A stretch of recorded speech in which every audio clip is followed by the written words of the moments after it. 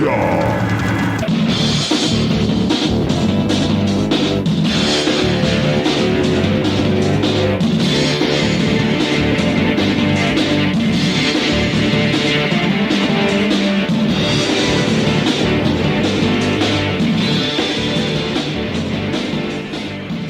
back, my friends, to the In Obscuria podcast, a podcast where we exhume obscure rock and punk and metal.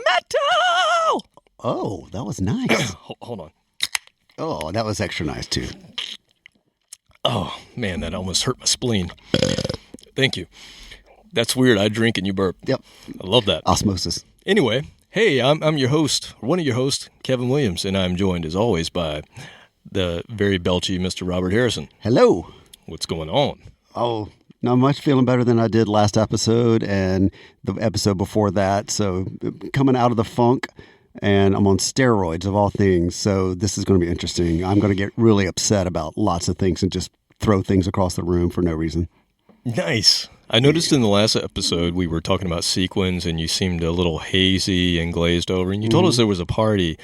I noticed that maybe you were a little slower than normal. It was a little foggy. It's the sinus medicine. Yeah, after that episode, I went back and listened to our stoner metal episode, and I put me in the mood. Oh, really? Yeah. I was in the mood last week, but I can get back in the mood. Am I angry or inebriated? I'm not sure. I think that might make for a really good podcast. But anyway, hey, come visit us at inobscuria.com and share us and recommend us and do all the stuff on the social. We're on Facebook, Twitter, Instagram, all of that. So come visit us.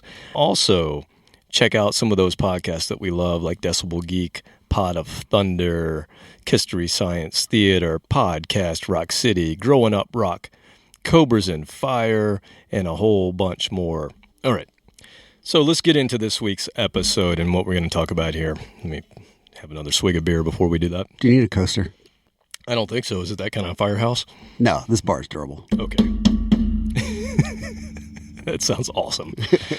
Okay, so this week I snuck into my daughter's room. She got a Magic 8 Ball for Christmas, and so I could not come up with a topic, and so I snuck into her room.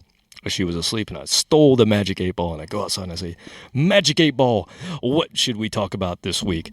And the Magic 8 Ball said, start at the beginning. Ooh. Genesis or like wasn't 3 months ago? It didn't really tell me that, but I took it to mean this. We're going to go back to the 80s today, man, because that's where music really started for me. That's where it really kicked in. And Same here. Where I discovered all the things that kind of drove the rest of my musicality throughout the years here. So we're going to go back in time. We're going to do a 80s rock and punk and metal time capsule. All right. Yeah, man. Hang on, let me go get my mullet wig.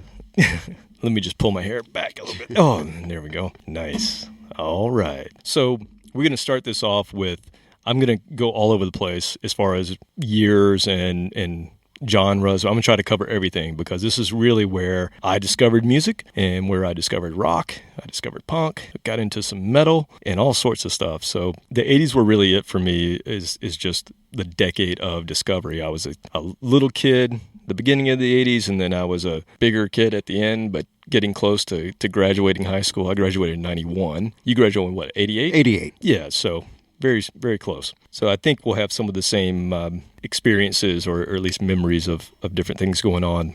I started a few years later than you did, so it actually works out to just about the same because I was a late bloomer musically. Oh, that's so right. It took me a little bit longer to kind of become aware and start to really crave music versus it just being background.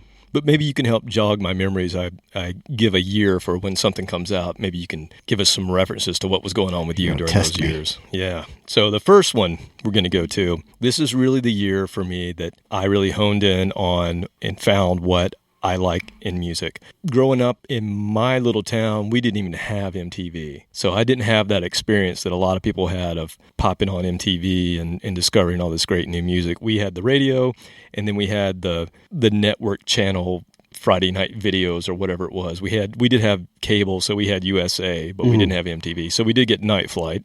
So I did get some really obscure, twisted things on Night Flight, which is cool. But for me, I probably sound like a broken record if you listen to this podcast, but it was skateboarding that got me into music. And one of the first tapes that I purchased was a mail away from Thrasher magazine, and I mailed away for Thrasher Mag's Skate Rock Volume 2, Blazing Wheels and Barking Trucks. Skate trucks. I'm like, yes. What the hell, barking trucks? We talked about this because one of the TSOL songs was off of that same cassette. Now, on this cassette, it's a great one. I don't know how I picked Volume 2. I have no idea. I don't know why I wouldn't go for the first one and get Volume 1. I never got Volume 1. For some reason, I wanted Volume 2. Maybe because I saw that TSOL was on it, or I don't remember why. I got 2 and 3 and 4 and never got the rest of them. But first one was for posers. I don't know. I can't remember, but that's the one I got first was Skate Rock Volume 2, and I used to listen to it as I was like full blast as I was cutting grass, because we had a huge yard growing up, and I would have to spend almost every Saturday cutting the grass, and I would get my Walkman, put it on, and just blast the music to get over the volume of the lawnmower. I'm sure that was great for my ears. What? Huh? Yeah, exactly. So anyway, on this cassette, along with TSOL and a bunch of great punk bands, there was a band from the West Coast. I don't actually know where they're from. I think they're from Seattle. I think they're from Washington. They were called Anvil Chorus. And it was not a punk band. They were more of a metal, kind of progressive metal band. I have no idea how they ended up on this cassette. It didn't really make that much sense, but I loved it because for me, this was kind of my first experience of going past punk to almost progressive music. So it kind of served several purposes. It got me into metal. It also introduced me to progressive music. And this was in 1986 that I discovered this.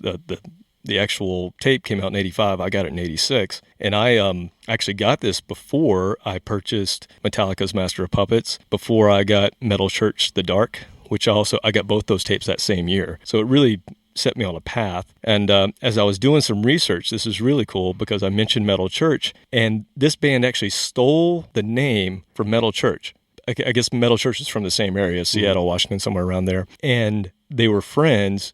Before Metal Church was called Metal Church, they were called Anvil Chorus. And this other band, the leader of Metal Church was thinking of changing the name, and these guys grabbed it. They were friends, and they're like, can we have your name? And so that's how they became Anvil Chorus. And Metal Church was thinking about changing their name, and they were called the Church of Metal. And then it later changed to Metal Church. But what's cool is on the demo tape that Anvil Chorus put out, which is where this song actually comes from. It came from a demo tape. It made it onto Thrasher Magazine's Skate Rock from a demo tape. But they have a song on that demo tape called Bow to the Church of Metal. So it was like their homage to Metal Church to say thank you for the name. That's cool. I thought that was super cool. I never knew that. And they even had some members exchanged between Metal Church in the early days. But anyway, I looked forever. I love this song. It's called Blue Flames. And I looked forever for Anvil Chorus, anything by them. And it wasn't until the age of the internet that I realized that they never released an album. The only thing they had... Just the demo. Just a demo tape. And you could find it on eBay, but it was ridiculous, like the price. And now I don't even think you can find it. But then, this is really cool. This was another one of those great obscure band years down the road. In 2008, 2009... somehow they got the band back together and they got signed to Rockadrome Records, and they basically re-recorded most of those songs that were on the demo and released an album in 2009, which is super cool. So all these years later, they finally release it. I got it on CD, I got it on vinyl, and I have even the only thing they had besides the demo tape from the early days was a 7-inch, and I have that as well. I found that on eBay. So 30 years later, they 30 years later, they released this thing, and they were supposed to put out a new album of new music, but unfortunately, last year, the bassist vocalist Aaron Zimpel passed away from bone cancer. So I'm assuming that means they're probably done, but I don't know. But anyway, at least we have the album that came out so many years later. But actually, I love the version that is on the original tape because obviously that's where I discovered them. So let's check out Blue Flames. It's going to sound a bit muddy because this is actually transferred from my cassette that I still have. So here we go. Blue Flames, Anvil Chorus, off Thrasher Mag's Skate Rock Volume 2, 1985.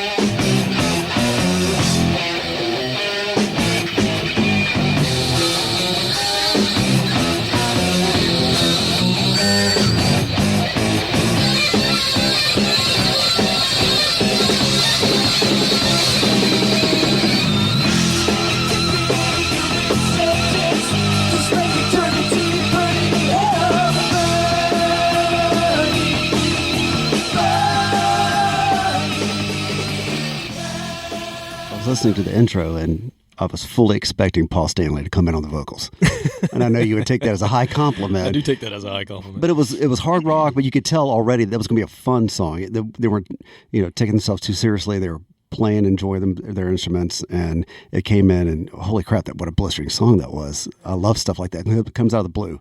Never heard that, never heard of the band, and now I'm listening to a song, I'm like, damn, that's ripping guitars on that. And you can tell that that's a demo now. I mean, Oh, yeah, sound quality-wise. When I heard it in 1986, I didn't know any different because I wasn't in that. Well, everything was on space cassette. yet. You said you transferred that from a cassette, too. And I was so a kid. We're listening to a second generation of a Yeah. 30-something-year-old cassette. So Exactly. it might not have been that bad in the day. But my God, it was just Guitarmony heaven. Yeah. Oh, yeah. And when I had never Which is heard, mine. I had I never hope to heard go someday. anything like that. And so I can only, thinking back on it now, I know who Thin Lizzy is, I know who Judas Priest is, but at that time I didn't know any of that stuff. So when I heard that, it was just I thought that was considered punk rock because I had a skate rock cassette, and that's what I thought. It had a fast beat to it. So if you don't know any better, it's just an upbeat song, rocking song that, you don't know the nuances of some of the differences between the two. But hearing that and then going on a camping trip with Brandon Still. Oh, you poor thing.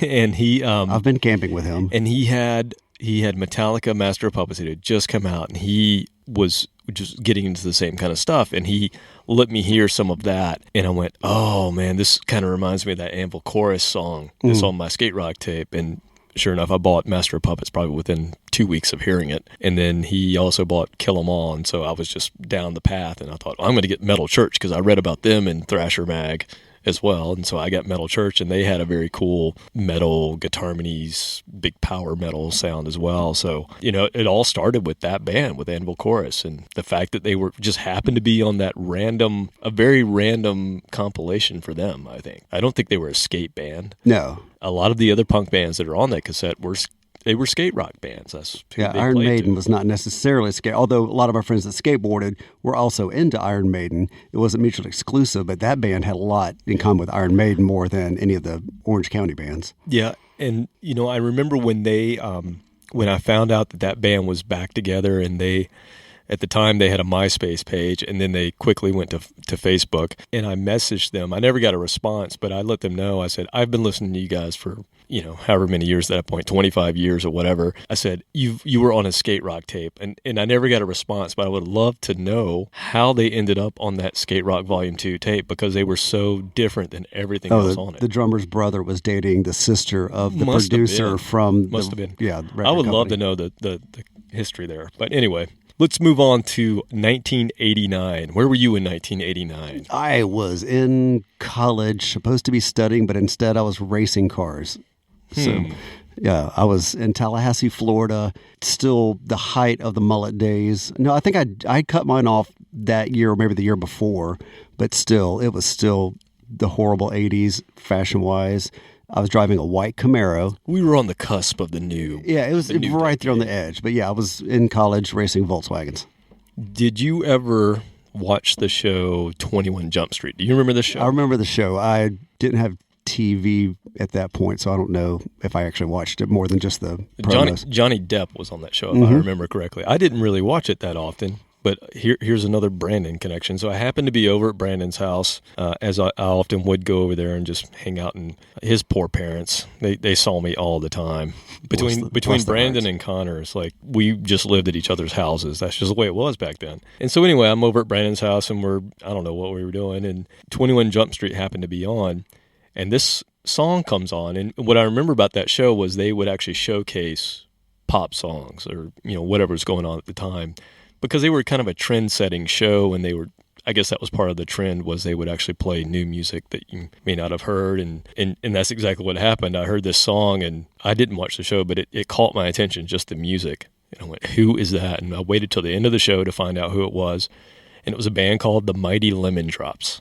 Have you ever heard of the Mighty Lemon Drops? I've heard of the Lemon Heads. I'm getting it mixed up with the Lemon Heads. Different band. Originally, this band, they changed their name, so they were the Mighty Lemon Drops. Originally, they were the Sherbet Monsters. What? Yeah, the Sherbet Monsters. I can see why they changed it. Well, the Mighty Lemon Drops isn't that much better, No, not but anyway, it sounds like it would be a bubblegummy kind of band, but they were actually considered dark pop. They were an English band that from the Black Country that had sort of that kind of dark, tough edge, yet it was pop music. And it was 89, so it was kind of, this was music that would be considered at that time college radio music, which would later become alternative as we know it. But anyway, they kind of introduced me at that time. I wasn't into any of the college kind of stuff. I was never into REM. I didn't care for that. At that time, I didn't really like the Smithereens or Midnight Oil or other things that I would later come to appreciate. But when I heard the Mighty Lemon Drops in this particular song called Where Do We Go From Heaven, it just connected with me. And I've really enjoyed this album Laughter that came out in 89 ever since. The band split up in 92, so I never got a chance to see him or anything like that. But I don't know, for some reason this song has always stuck with me. This album's always stuck with me. I have it on vinyl, I have it on CD, I have it on tape. I mean, it's just, there are just certain things that stick with me, and this is one of them. So this is the Mighty Lemon Drops from 1989. I guess you consider this almost alternative. That's what it introduced me to.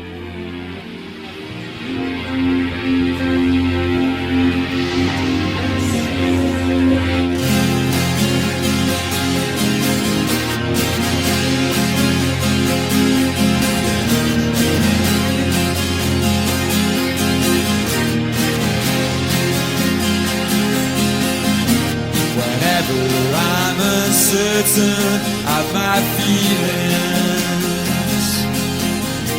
Wherever I may be when I'm in doubt, I ask this question: where do we go from heaven? Where do we go from heaven? Where do we go from heaven? Where do we go from heaven? I'd like to know.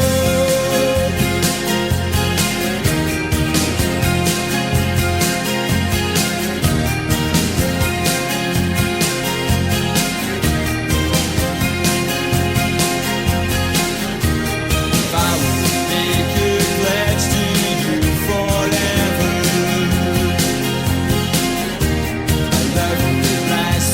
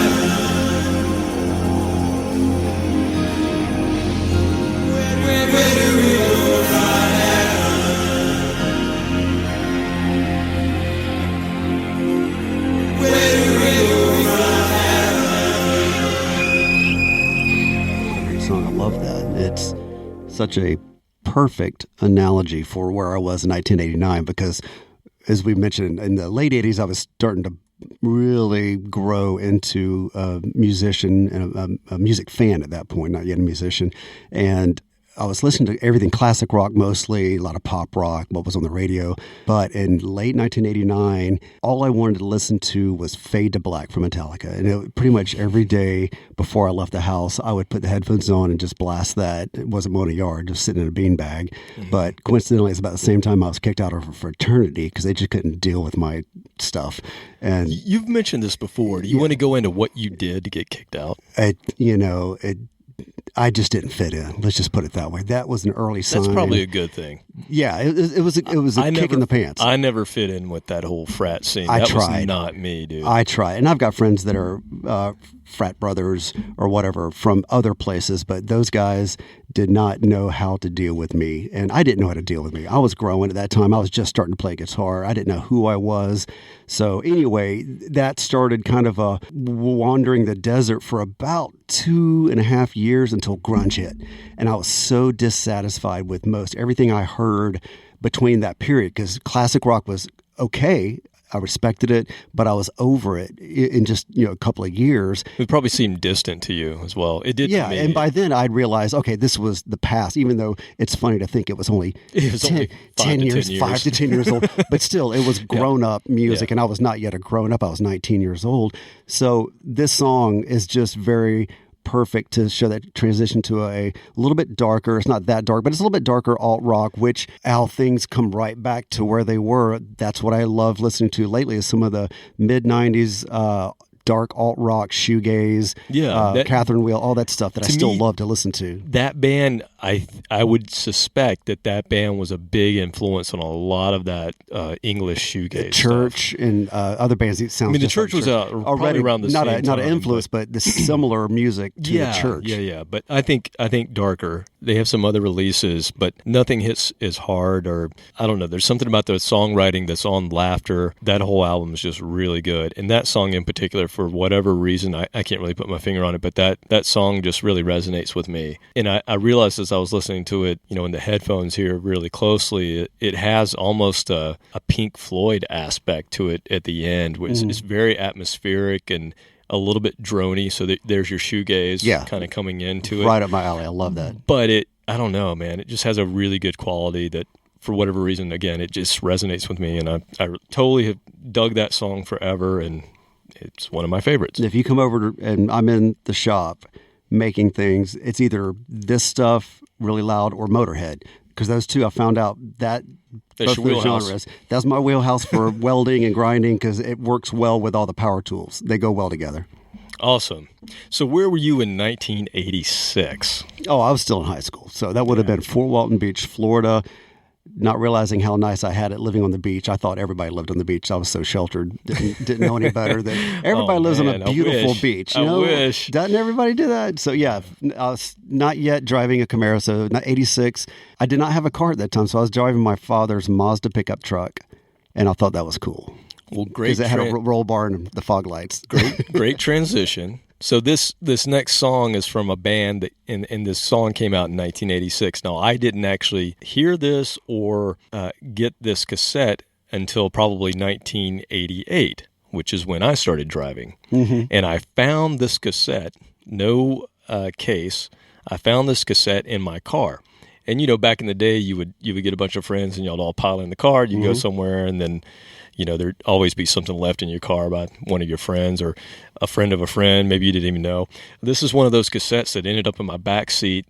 I have no idea where it came from, and I still have it to this day because I never inquired about who left it in my car once I put it in the cassette player. Yeah, I'm just going to keep this to myself. I like this until somebody asks for it back. Ground score. I'm going to keep it. So this was also a song that I considered, or actually anything from this album, I considered for our punk rock episode that we had, or not punk rock, I'm sorry, funk rock episode that we had a few weeks ago, because we talked about how at that time funk was kind of in everything. And this is one of those punk funk bands. This is a band called FIREHOSE. Not House. Not House, FIREHOSE, one word. And they actually came out of, they have a very famous bass player being Mike Watt.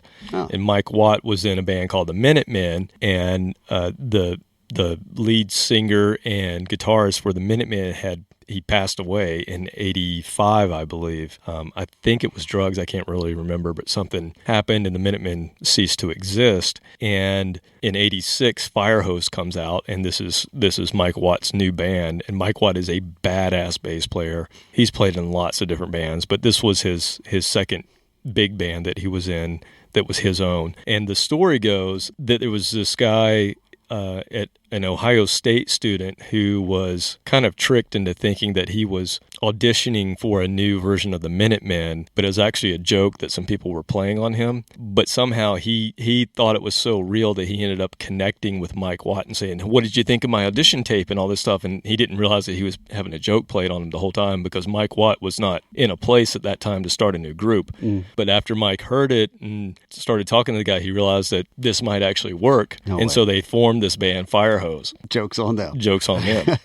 And so anyway, this was a 21-year-old kid from Ohio State who ends up being the lead vocalist in FIREHOSE and the guitarist. And in FIREHOSE, they kind of continued on until the grunge era, and they almost broke during the grunge era, because a lot of the bands that were coming out, a lot of the grunge bands, they loved, that scene from the 80s. So they loved the Minutemen, they loved Mike Watt. And there was I think it was one of the last FIREHOSE albums, but it was like 93, maybe 94 it came out, and it did fairly well, but they split up not long after that. So they never quite got over the hump of being, that punk band that was on SST, and they supported Sonic Youth, and they played that whole scene in the late 80s with a lot of the punk bands that were soon to become either grunge or that 90s punk scene. So anyway, this is a cassette, like I said, that I still have. I didn't record this off the cassette. I actually got it on CD as well, but I do still have the cassette. So I'm going to play Brave Captain, which is the first song off of this first album from 86. The name of the album is Ragin Full On. Here's FIREHOSE.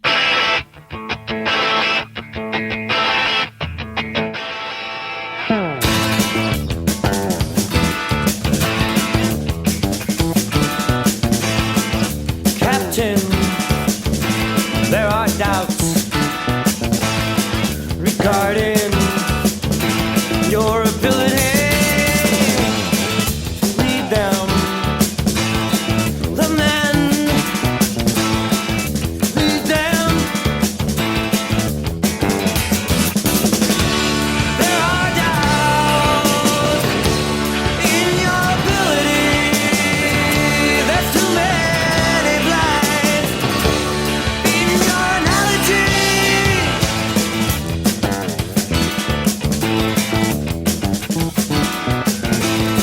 Lieutenant, there is talk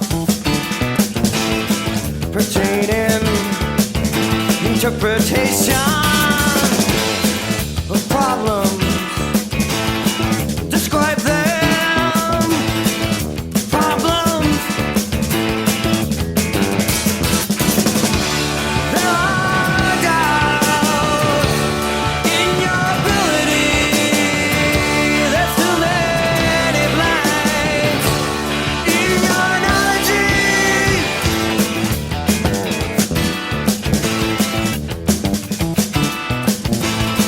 The enemy turns captain. The captain turns civilian. The lieutenant becomes casualty. The lieutenant becomes casualty.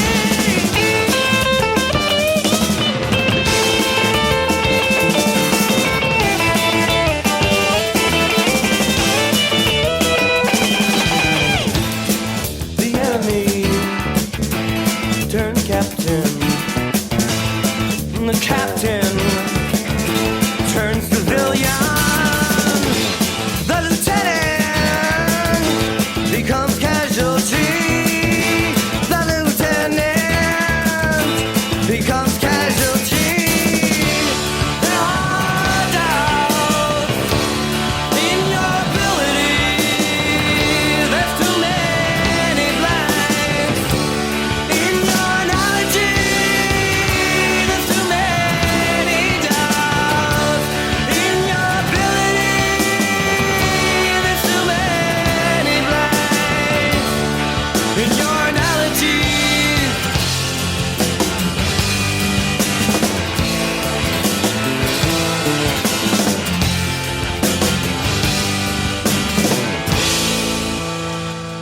I see what you're saying about almost being able to cross over, because it's a lot easier to cross over that grunge threshold coming from the punk rock side than it is the metal side, because punk was always cool throughout that whole period. It wasn't the main focus sometimes, but it always was part of the music.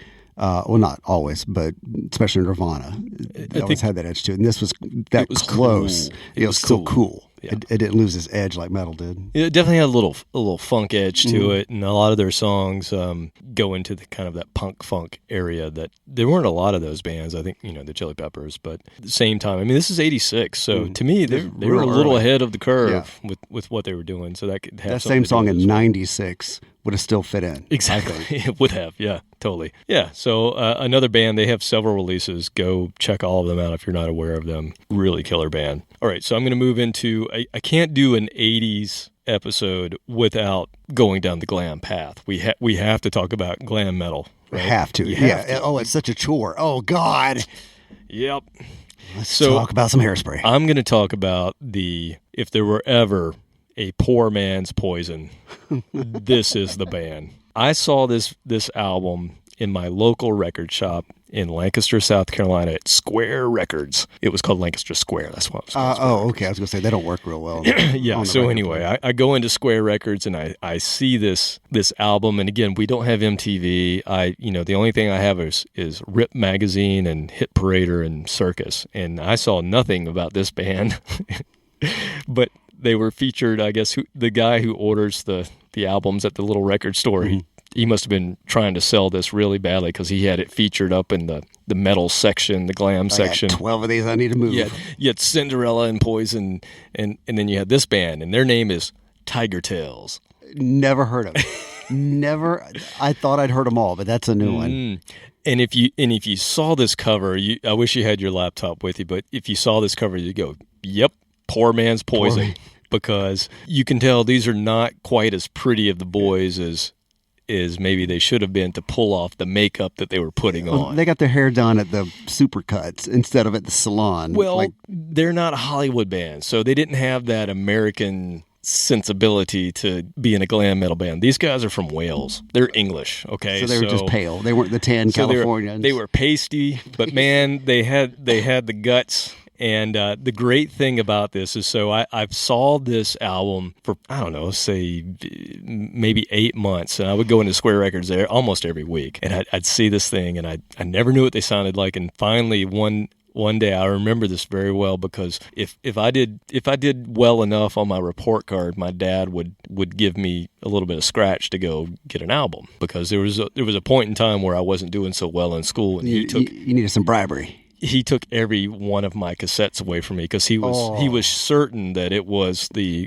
devil's music that was causing me not to do well in school. So anyway, after that, he would say, okay, look, if because I brought my grades up, and he said, okay, if you do well, I'll give you a little bit of money, and you can go get something. And so I remember going in this one night, and I looked at that album again. I went, I'm just going to get it. I have no idea what it sounds like. Chris, the owner, impulse buy, who was like the biggest stoner ever, he couldn't even tell me what it sounded like. He was like, I don't know, man. I got it from England. I thought it was cool. So anyway, I get the cassette. They got funny accents. Yeah, I get the cassette of it, and I put it in the tape player on the way home with my dad, poor guy, and I torture him with this poor man's Poison. But they kind of had a punk edge to them. It was like a streetwise glam metal, which really connected with me because that was kind of my background. That's where I was coming from. Not just a bunch of pretty boys. Yeah, they kind of had this. They could scrap in a bar fight. They had this rawness about them, and you could just tell they were kind of tough, even though they were pulling off this glam thing brilliantly. And they had the best glam metal names I've ever heard. The vocalist's name is Stevie James, and of course James is with a Z. And Tigertailz, by the way, is with a Z. With a Z, of course. Okay. Yes.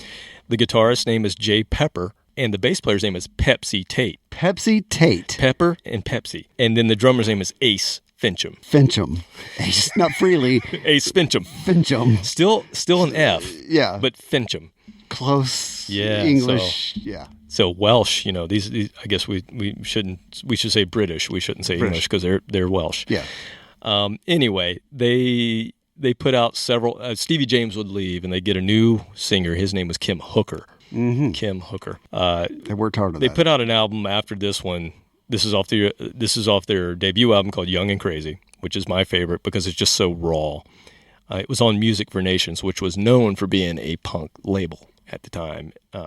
But anyway, they moved on from this, and they actually got a little bit of notoriety, a little bit of popularity, but not a whole lot. But yet they remained a band, and they are still together today. Although it's really just Jay Pepper. He's the only one that's left in the band. Pepsi Tate died of cancer in 2007. But I've actually kept up with this band throughout the years.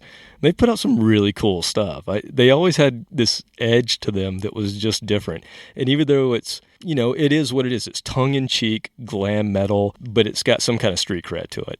So I don't know. See what you think. You may come off and say this is really just poor man's poison, but I dig it. So here's Tigertailz with Hollywood Killer off of Young and Crazy, 1987.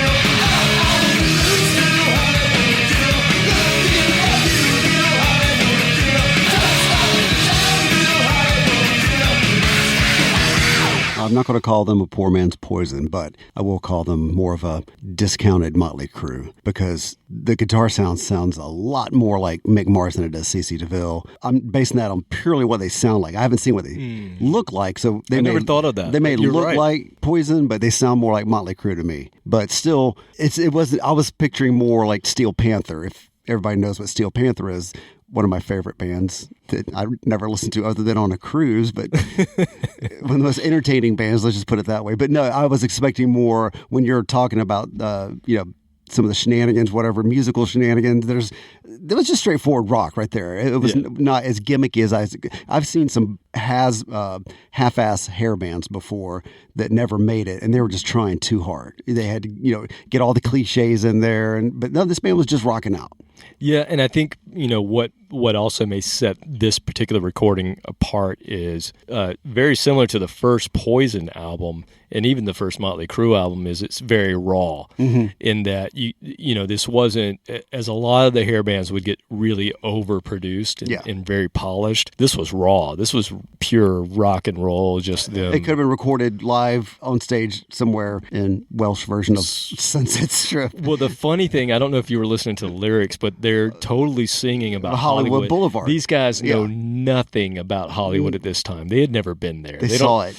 So read it in the newspaper. The funny thing is the lyrics are total, just made up and not realistic to their life, but yet there's something endearing about the music to me. And I remember I turned all my friends onto this who were not into glam metal. I was kind of one of the only guys in my crowd that was even into glam metal. Everybody else were such heavy, either metal or punk purists that they couldn't see outside of that box. And I was the guy that was like, oh, well, listen to this. And I remember wearing a Motley Crue shirt in the 9th grade and getting made fun of by all of my friends because I had a Motley Crue shirt on, and that was just considered not cool. But I understand. I mean, when I was in high school, during all the heyday of the hair bands, I kind of grouped them all into one group. I didn't know enough to differentiate between a Motley Crue and a Poison. Yeah. I'm pretty sure one of my friends chastised me for saying that, they're the same thing. They're just hair bands, and they had to explain. And then once I started listening to them, I understand. Yes, they're different. They're not the same thing. Yeah, but they're around at the same time. But I remember putting this in the car. Like I said, your buddies were always getting in the car with you and going somewhere to other people's houses or whatnot. And I lived in a small town, so there were. If we would go to certain people's houses, it would be way on the outskirts out in the country. And so you'd have to drive a while. And I remember putting this tape in and everybody in the car just jamming out to it. They had no clue who they were listening to, but everybody loved this tape. And I totally remember that to this day. But yet if they would have seen the cover, they wouldn't have listened to it. So anyway, it just proves that good music, you can't always go by the genre or the amount groups, of hairspray or the groupings that people put on things. Just listen to the music, and if it rocks, it rocks. All right, so this next band that I'm going to play is from 1981. I obviously didn't hear it in 81, but I knew of this band because they had a skateboard deck, and I saw the deck and knew about the skateboard long before I ever knew what the band sounded like. Until one Christmas morning when I woke up and went down, and Santa Claus had left me a little present in my stocking, and I pulled it out, and I had 2 cassette tapes, and one said Black Flag. Oh, Santa, so nice. And the other one said Agent Orange. Ooh. And I'm going to play some Agent Orange. That was a good Christmas. It was a good Christmas. So that was the Christmas of 86. Was that your dad or your mom? It had to be, I think it was my dad. Your dad got that? Yeah, I think I had, given very so subtle hints. Okay, that makes sense then. But that Agent Orange. Yeah, but that was the same year. I was this little skate punk, and this is the same year that I got Metallica, the same year that I got that skate rock tape, and for Christmas that year, so this would be going into 1987, I got Agent Orange and Black Flag in my stocking. My parents were pretty damn cool, actually, if you think about that. For that time, they were, they grew up in the late 50s, early 60s. They had no clue about this kind of stuff, but my dad actually liked Agent Orange because I played this for him. He was a big surf guy. He loved surf music. And Agent Orange they're a punk band, but they really had a skate and surf. They covered surf rock, from the 60s. So they had a kind of surf sound to them, but they're pretty well known. When I was doing some research just to see how well they had sold, I was curious what they had sold. And actually, as of today, this particular album that I'm going to play from, Living in Darkness, which came out in 81, they've actually sold enough copies of this to go platinum, which it's crazy, but it's over a 40-year But it had staying power, though. But younger people are discovering it, and that's always a cool thing. And a lot of that has to do with the fact that they were a skate band, and so these a lot of these songs off this album were in the original skate video from 1984, which is called Skate Visions. And you can actually go check that out on YouTube. It's really cool. It's skateboarders in 84 with those huge big decks and big fat wheels, and they're skating a bowl, and Agent Orange is in the middle of the bowl playing. They're skating around them. It's really cool.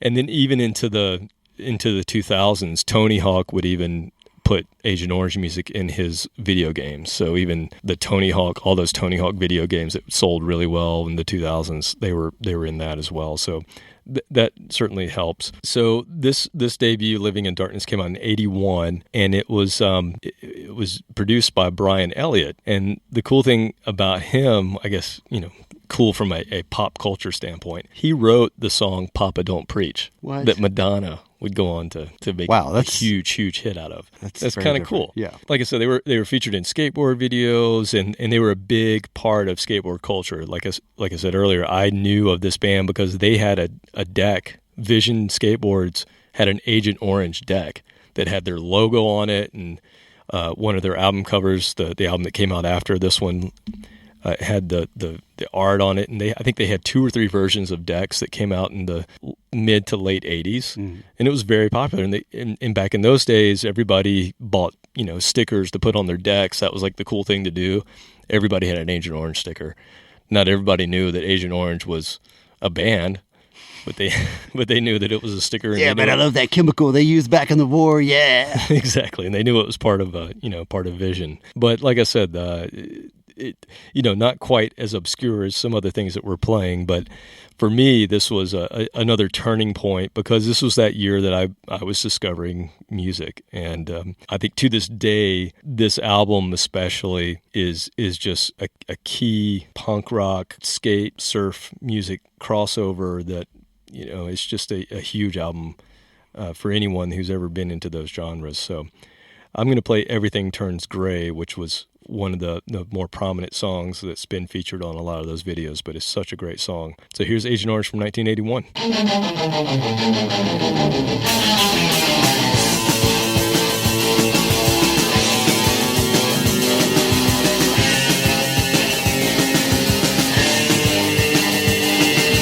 Things don't seem to be as easy as they used to be. It's getting harder every day to think of better things to say about what's going on around you and what's happening inside you.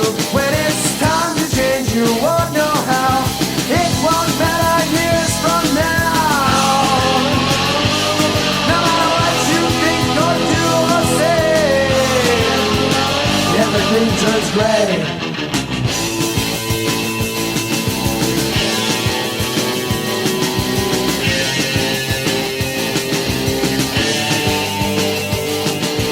This is it, the darkest hour. Isn't it depressing how our minds create an atmosphere that won't happen here unless we make some new demands to grasp the future in our hands. I wish I could, but it's too late for senseless minds that love to hate. No matter what they think or do or say, everything turns gray.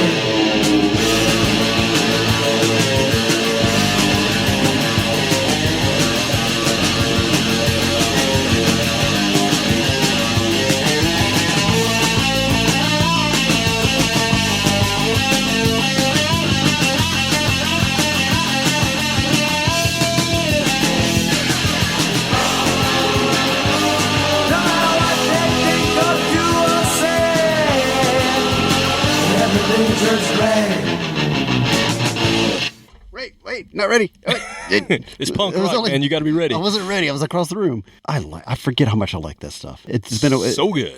It's been a while since I've heard anything that old punk rock wise, but I always remember that I like that. And they had that, I don't know, that surf thing too. So it just, I don't know, they're just super cool. They're still touring. Mike Palm is still doing it. The guitarist, I thought I saw singer. something about a tour. They still come to the Earl like every year. Yeah, it was small club. Yeah, it's a The small Earl's club. It was a real great small. club, but I saw them there, I don't know, maybe 4 years ago, and they're still playing the same songs. They played probably, I don't know, 95% of this album. There may be one song they didn't play off of this album. album. That was their big one, so that's what everybody wants to hear. Well, and they only have like 4 albums over the course of 30 years, but they're just still so damn good. And they were still selling the decks. They had the skateboard decks, they had their shirts, and they had the Skate Visions video, which looked like it was bootlegged. And I bought the bootleg version of the Skate Visions. 4th gen copy of a VHS. It wasn't a VHS, it was a DVD. But you could tell it was like photocopied. It was so punk rock. Like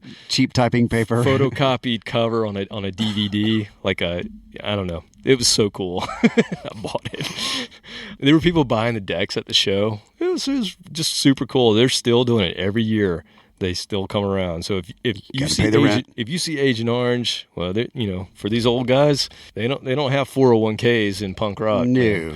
So you got to keep playing if you want to eat, if you want to pay your medical bills. I'm sure they don't have a medical plan either. Knee replacement. So anyway, there was a bit of a morbid fact as I was looking this band up just to get my facts straight, and 3 of their previous bass players have died. So their original bass player was Steve Soto, who went on to form another band that I love from this time called the Adolescents. Brent Lyles, who was in Social Distortion, he was their bass player for a while. He's also dead. And then the guy that played on this actual recording that we just heard, James Levisk, he also died. So if you're thinking about being the new bass player in Agent Orange, do not audition. This is a Spinal Tap sort of deal. And not to make light of people that have died, but I'm just saying. There's a pattern. There's a pattern here, so watch out for Mike. All right. The other thing I could not do if we're going to talk about the 80s is talk about thrash music. There's no way we can do an 80s episode and not go into some thrash, because thrash was king by the end of the 80s. It really started in the early 80s, but by the end of the decade, Metallica, Megadeth, Slayer, Anthrax, Testament, Overkill. I mean, you just go on and on with this list. There was so many huge bands, and they changed what heavy metal was at the beginning of the decade to what it was when my friends made fun of me for wearing a Motley Crue t-shirt, because you were either into punk or thrash metal, or you were one of those weirdos into hair metal and glam that everybody made fun of at my school. And then there was the drama club, the Cure, and everybody else. Well, there was that. Yeah, there was that. You're right. There were the goths. There were the goth kids. And I loved it. Was hard to be goth in Florida because it was so hot, and they were always dressed in black and always made fun of them. Well, I mean, Marilyn Manson is from Florida, so that's why it just messes you up.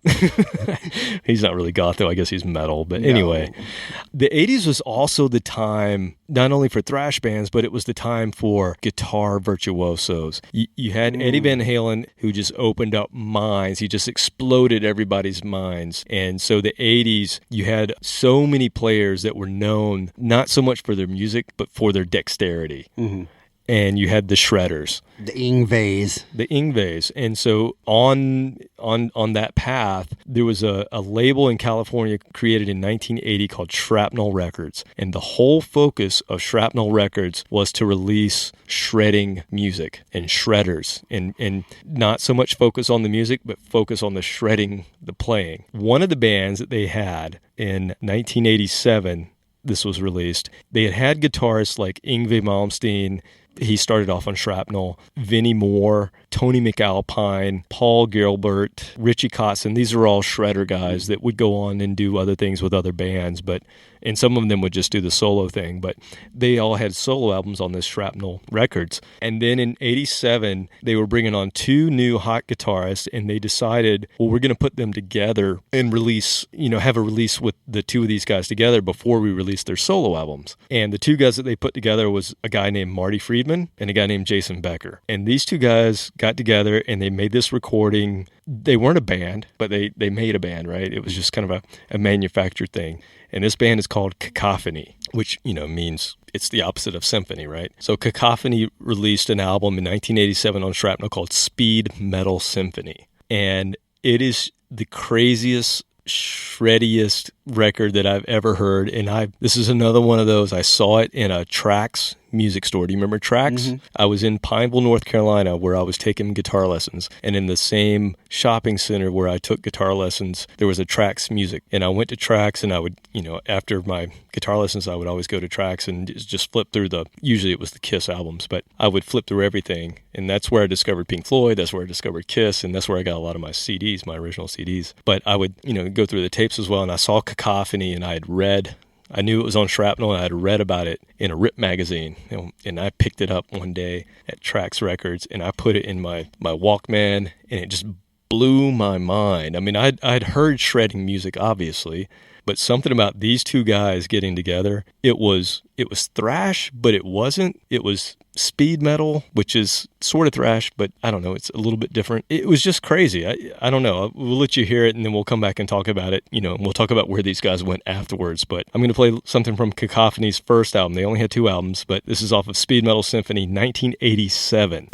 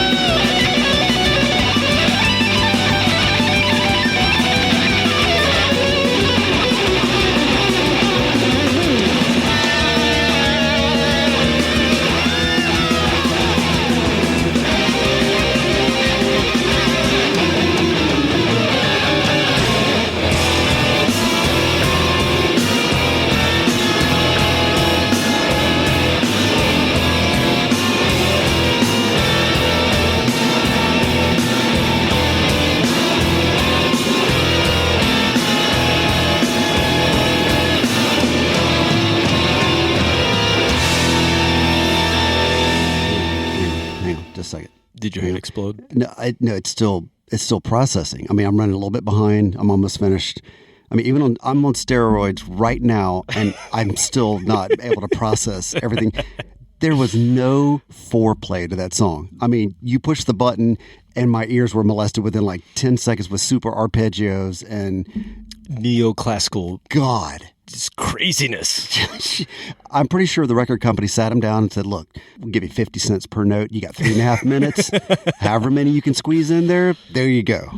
Man, so obviously most people know, I think, listening to this probably, but Marty Friedman would go on from Cacophony. He would join Megadeth, and he would least rock and roll name I've ever heard, but Marty still Friedman? Great guitar player compared to Peppercorn Snog. What's the other guy? Peppercorn Snotweller? Yes, something like that. That sounds Welsh. Yeah, so anyway. He would go on to do Megadeth, and he would be part of what most people think are Megadeth's greatest albums, especially Rust in Peace, which is the first album he was on. Jason Becker would go from this to join David Lee Roth. He replaced...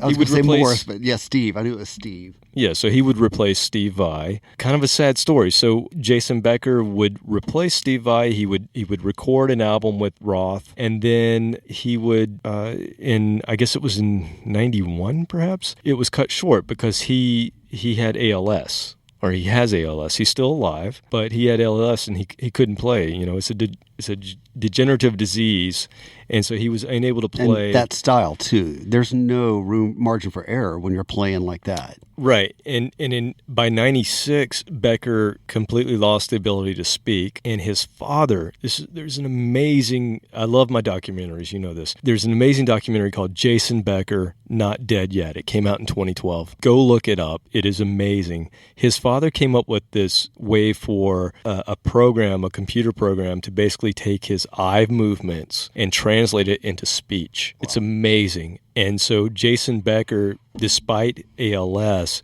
has continued to compose, and he can use the software and the computer application that was created to communicate with people. That's and amazing. He could write music.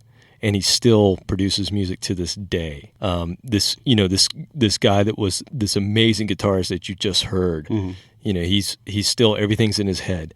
Yeah, and he's still able to get it out. It's a touching documentary. You know, Marty would go on from here, and he was in Megadeth for quite a while, and he left and moved to Japan. And you can kind of hear it in this music. You're like, that sounds like some of those Japanese groups we've been listening to, right? So Marty moves to Japan because he loves so much the culture, and I think he helped inspire a lot of what we've even played on the show from some of the Japanese bands. But that's where he lives today. And I actually saw Marty Friedman at the Masquerade here in Atlanta a few years ago, and he had an all Japanese band backing him, and they were just amazing. It was pretty much all instrumental. Yeah. But he's still doing this stuff to this day. So just impressive. But, you know, back in 1987 when I discovered it, I mean, talk about blowing a kid's mind. Mm-hmm. I had heard Metallica and I'd heard Slayer, but I hadn't heard anything like that before. And it just opened my mind to the possibility of, you know, those guitar virtuosos that were so 80s. It's such an 80s thing. Unfortunately, the 90s would come and kill all of them off. Wipe it off the map. And make all of them want to not shred. Mm-hmm. But a lot of these guys are still around. They're still doing it. It's just they're not quite as in the limelight as they once were. So we also cannot do an 80s show without talking about goth, because goth was such a big thing in the 80s. Need to come down a little bit. Not in my part of Florida. Not in your part of Florida. Miami Vice time. So we're not going to get too drastic here. A few weeks ago, we had a proto-punk first wave of punk episode, and we talked about the Dead Boys, and I talked about a guy named Stiv Bators. You remember this? I remember Stiv. Yeah, so Stiv left the Dead Boys, and he formed what he thought was going to be a punk rock supergroup. And it was Stiv, it was Brian James from The Damned, and it was Dave Tragana from Sham 69, which was an English punk band, and another guy from the Barracudas. So you had 4 punk guys. It should have been a punk rock supergroup, but they decided in 1982 they needed to shift things a little bit and explore some different things. And so they put out an album that's a mix of punk and glam and garage music and mostly goth. And they would continue down this path. The name of the band is the Lords of the New Church. And it's very similar to me. If you go back and listen to our TSOL episode, when TSOL got Joe Wood in the band and they kind of went down this punk rock mixed with goth phase of their career, that's sort of the same thing that Lords of the New Church, very similar in sound. So you can see why I like this, because obviously I'm a huge TSOL fan. When I heard Lords of the New Church, it was probably in the 90s when I heard this, but this came out in 1982. This is definitely the onset of the goth rock movement that would go through the 80s and really come to fruition, I think, into a head in the early 90s. This is New Church from Lords of the New Church.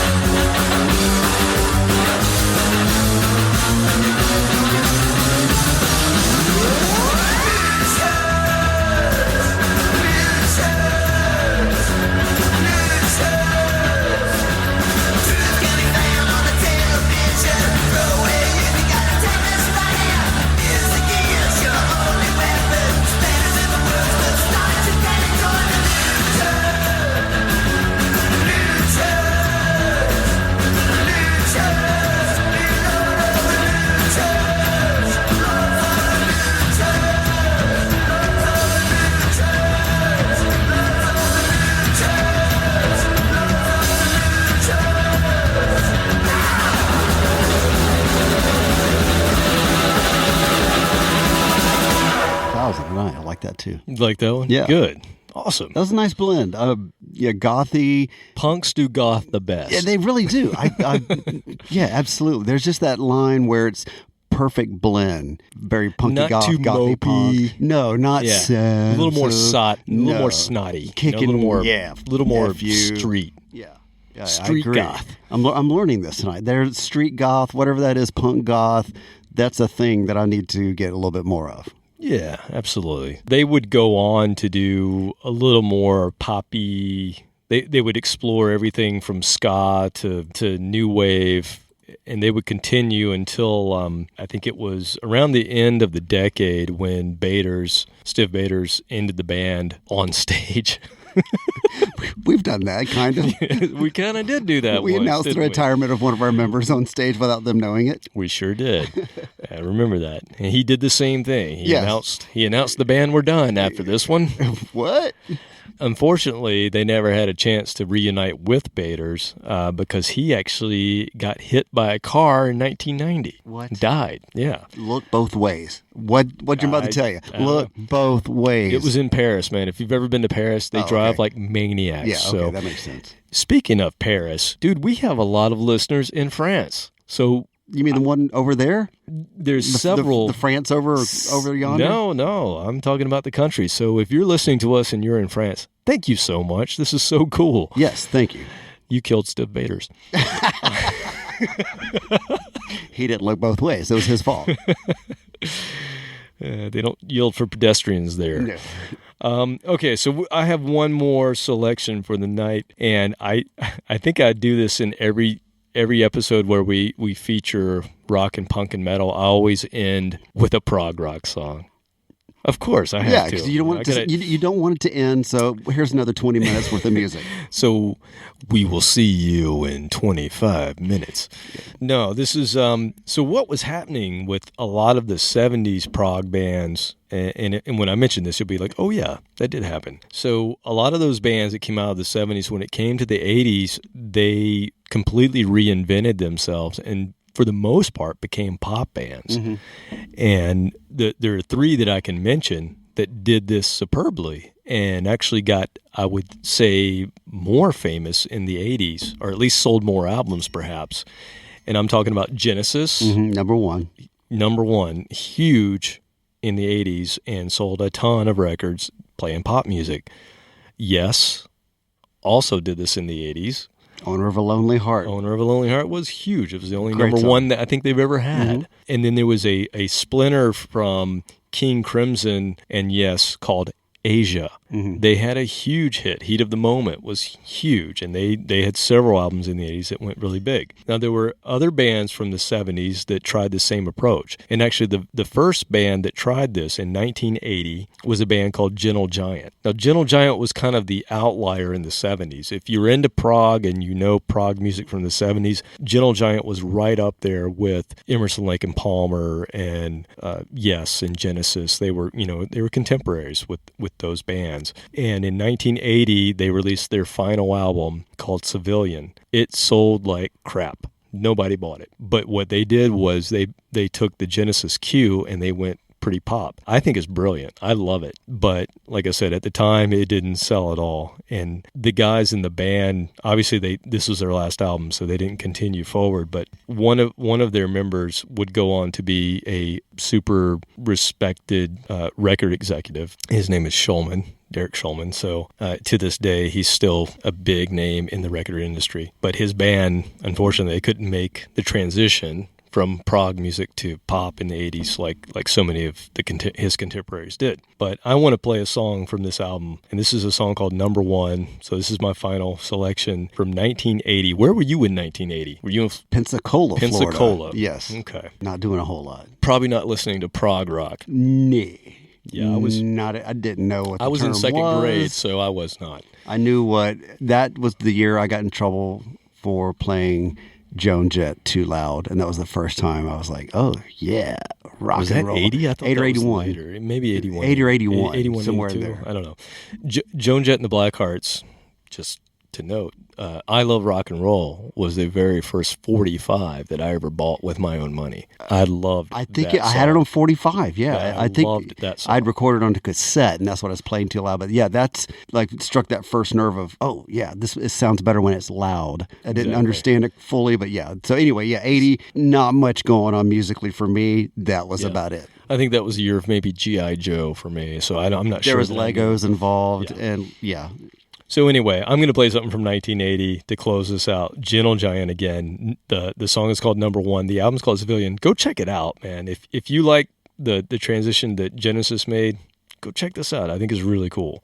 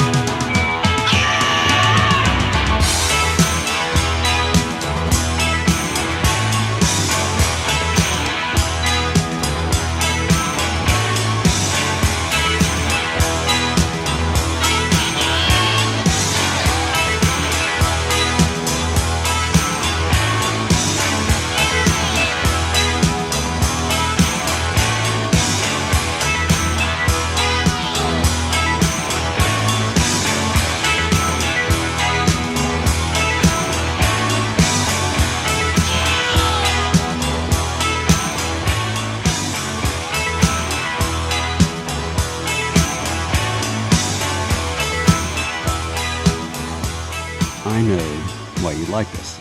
I know exactly why you like this. And? Because it sounds like a Paul Stanley solo album that was produced by Gene Simmons. And you managed to sneak that in here, making it sound like it was this prog band from the 70s. And did you hear that? I mean, listen to this guy's voice. It sounds exactly like Paul Stanley. Wow.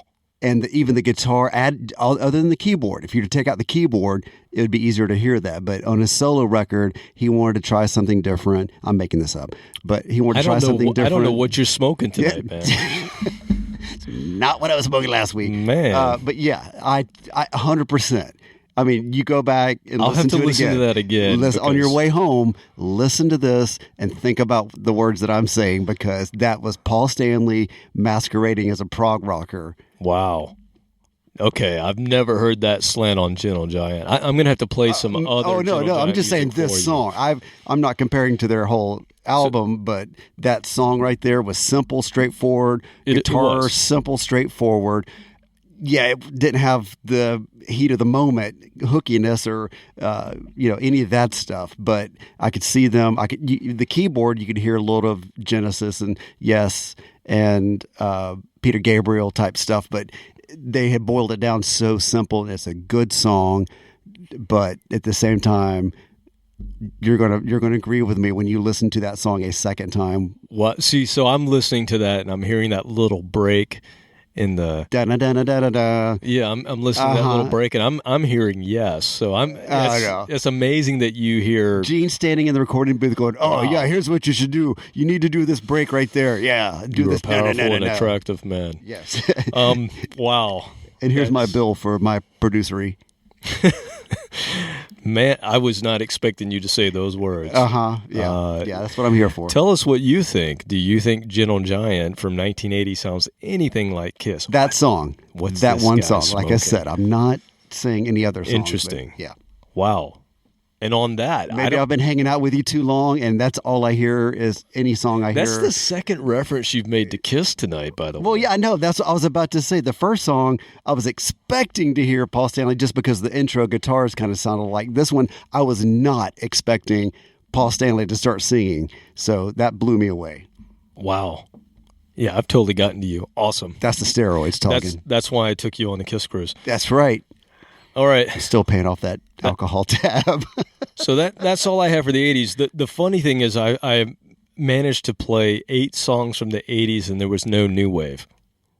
I didn't do any electronic music. I had some queued up, and I thought, you know what? That's just not what I was really into. I was getting into rock. And even though I love a lot of new wave, but it just didn't seem genuine for me for this first episode of 80s stuff to go into that, even though I do like a lot of that stuff. But I like it. My sister was into it. She was older, so she was playing the Cars and everything, but I tended to move away from that, thinking that was pop music. Yeah. It was what girls liked because my sister listened to it. And it wasn't until years later, till I started playing guitar, I learned to respect the Cars and actually get compared to them, and I was okay with that. And we actually covered the Cars, yeah. And we covered Flock of Seagulls. A metal version of it, which was awesome. Yes. Maybe I'll have to dig that up at some point. Do we have a recording of it? Of course I do. Oh, no. Yeah, there's going to be an episode if anybody's wanting to hear. I don't know if they want to hear what we're talking about. At some point, we're going to get drunk, and we're going to have an episode where that's what we do, is we play really shitty recordings that we made. Oh, God. We don't have any from Effingham or Mattoon or anything. No, I don't have anything from that. The guy was carrying me around the bar on his shoulders, and I was playing guitar. Luckily wireless, but that was fun. Those were the days. Met Robin Hook. Yeah. You remember Robin Hook? I remember Robin. Yeah. Hey, Robin, if you happen to listen to this. She's got 2 kids living in Canton, Georgia now. Well, don't we all?